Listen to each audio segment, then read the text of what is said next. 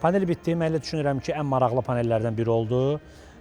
Paneldən öncə də təşəkkürümü bildirirəm. Bizim süni intellektlə hazırlanmış Düşmənə qarşı tək filmi nümayiş olundu. Film Milli Qəhrəman Natiq Qasımova həsr olunmuşdu. Biz 2 gün öncə onu Nizami Kinoteatrında təqdimatını etmişdik, amma bu gün də çox maraqlı oldu buradakı tamaşaçılar üçün də.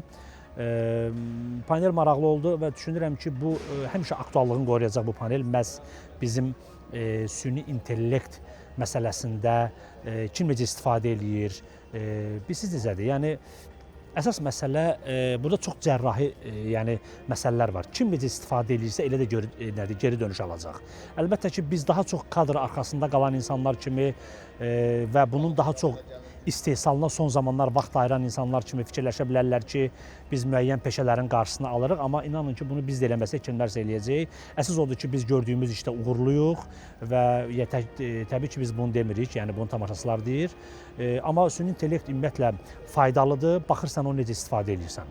Elə düşünürəm, suallar çox da olmasa da, amma elə düşünürəm ki, bizi hansı suallar maraqlandırırdısa da biz o suallara cavab verə bildik. Təşəkkür edirəm.